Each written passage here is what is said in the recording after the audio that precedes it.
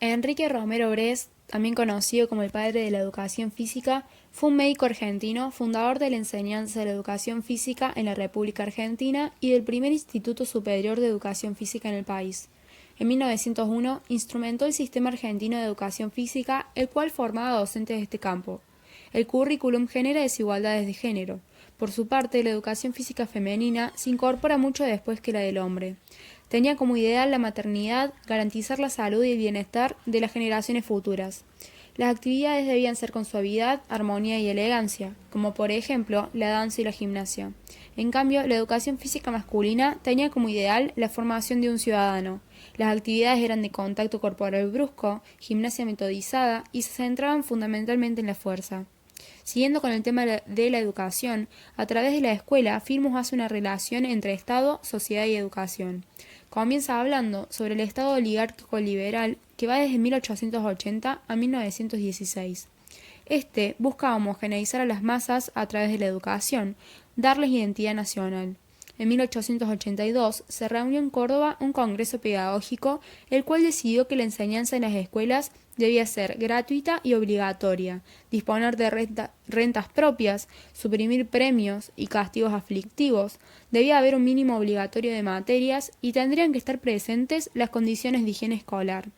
Luego menciona el Estado benefactor, que va desde 1930 a 1990, el cual pretende lograr el máximo bienestar general a través de educación y salud pública y gratuita. Se utiliza la educación como integradora para los grupos marginados y también como formación para la mano de obra. En 1973 se crea el Ministerio de Educación y varias facultades en el país. Se establecen becas para estudiantes de bajos recursos y se suprimen aranceles universitarios. Otra autora que habla sobre este estado es Natalia Fiori a través de su texto Sociedad, Estado y Educación Física. Dice que Perón busca integrar a las masas a través de diferentes políticas. Gracias a la educación física se difunde el deporte y aparecen ídolos deportivos. Para lograr la identidad nacional se crean colonias de vacaciones, potreros, el campeonato de Evita, entre otros. En el segundo gobierno de Perón, en 1955, se produce una revolución libertadora que disuelve la Dirección de Educación Física, además de intervenir en instituciones y federaciones deportivas. En 1976, la educación física deja de contribuir al sistema de producción capitalista, pasa a educar para el orden, se vuelve discriminadora y se enfoca en el elitismo. Tiene varias características. Dice que es elitista, oscurantista, neoliberal, eficientista y autoritaria. Se busca que las prácticas sean nuevamente higiénicas y que corrijan malos hábitos del pasado. Esta se basa en el desarrollo físico-motriz para el rendimiento. Las personas debían ser saludables y energéticas. Se instaura un examen acorde que debía ser médico, físico y moral. El 24 de marzo de 1976, la Junta Militar derroca a María Estela Martínez de Perón y no hubo más planes para el deporte. El único deporte apoyado por la dictadura fue el fútbol, utilizado para esconder lo que pasaba dentro del país. Se puede observar claramente una crisis del Estado benefactor, donde se destacan tres gobiernos.